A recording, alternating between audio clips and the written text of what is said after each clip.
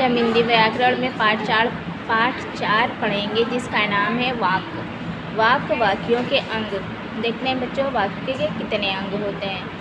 शब्द भाषा की स्वतंत्र एवं सार्थक इकाई होती है, किंतु जब ये एक व्यवस्थित समूह में लिखे या बोले जाते हैं तो वाक्य बन जाते हैं।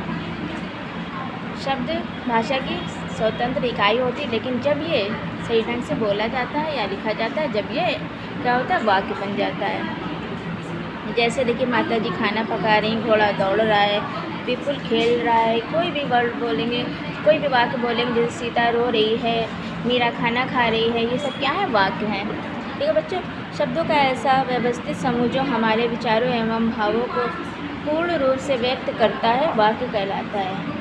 जो हमारे विचारों को पूर्ण रूप से व्यक्त करता है, उसे वाक्य कहते हैं। शब्द व्याकरण के नियमों में बंधकर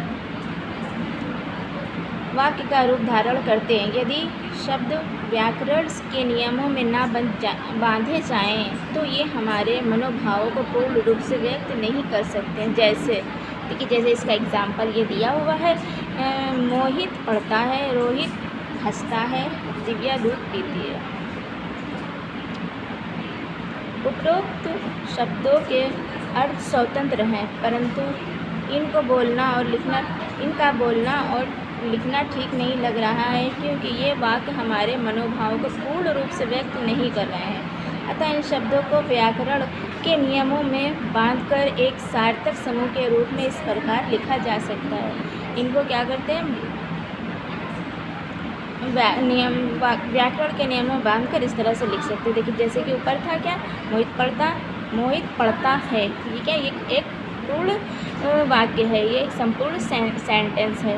और देखिए, रोहित हंसता है, ऊपर क्या था, रोहित हंसता, इसका क्या कोई मतलब सेंस नहीं निकल रहा है। अब ये क्या है, रोहित हंसता है, इसका सेंस निकला, तो ये क्या, ये वाक्य है, संपूर्ण वाक्य। दिव्या दूध पीती है, दिव्या दूध पीती, इसका कोई सेंस नहीं निकल रहा है। दिव्या दूध पीती पूरा स्पष्ट नहीं कर रहा है, वाक्य व्याकरण से संबंधित नहीं है। और ये क्या, व्याकरण से संबंधित है, तो ये क्या है, ये पूर्ण रूप से वाक्य है। ठीक है बच्चों, आइए बच्चों देखते हैं वाक्य के अंग। वाक्य के कितने अंग होते हैं, वाक्य के 2 अंग होते हैं। नंबर 1 उद्देश्य, नंबर 2 विधेय। ठीक है, उद्देश्य क्या होता है, वाक्य में जिसके बारे में कुछ कहा जाए उसे उद्देश्य कहते हैं। विधेय क्या है, वाक्य में उद्देश्य के बारे में जो कुछ कहा जाए उसे विधेय कहते हैं। ठीक है बच्चे, जो बात कर रहा है उसे क्या कहते हैं, उद्देश्य कहते हैं, और जो बात हो रही है वो क्या है, विधेय है। रुचि नृत्य कर रही है, सूर्य पूरब से उगता है, विभू नहा रहा है। ये सब क्या है, आओ इनमें जाने क्या है। रुचि क्या है, रुचि उद्देश्य है, और नृत्य कर रही है, विधेय है। सूर्य उद्देश्य है, और ये पूरब से उगता है, क्या विधेय है। विभा ये उद्देश्य है, और गुड़िया से खेल रही है, क्या है, विधेय है। ठीक है बच्चों,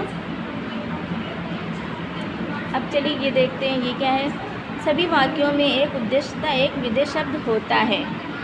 हमने सीखा शब्दों का ऐसा व्यवस्थित समूह जो हमारे विचारों एवं भावों को पूर्ण रूप से व्यक्त करता है, वाक्य कहलाता है। ये अभी हमने सीखा है कि शब्दों का ऐसा रूप जो पूर्ण रूप से हमारे भावों को व्यक्त करता है, उसे क्या कहते हैं, वाक्य कहते हैं। वाक्य के 2 अंग होते हैं, उद्देश्य तथा विधेय। वाक्य में जिसके बारे में कुछ कहा जाए उसे उद्देश्य कहते हैं, वाक्य में उद्देश्य के बारे में जो कुछ कहा जाए उसे विधेय कहते हैं। चलिए देखते हैं, सही ये लेसन यहाँ पे कंप्लीट हुआ। आप देखते हैं इसकी एक्सरसाइज। सही उत्तर पर टिक का निशान लगाइए। वाक्य के कितने अंग होते हैं, वाक्य के 2 अंग होते हैं। वाक्य में उद्देश्य के बारे में जो कुछ कहा जाए उसे क्या कहते हैं, विधेय कहते हैं। तोते उड़ रहे हैं, वाक्य में उद्देश्य क्या है, तोते हैं।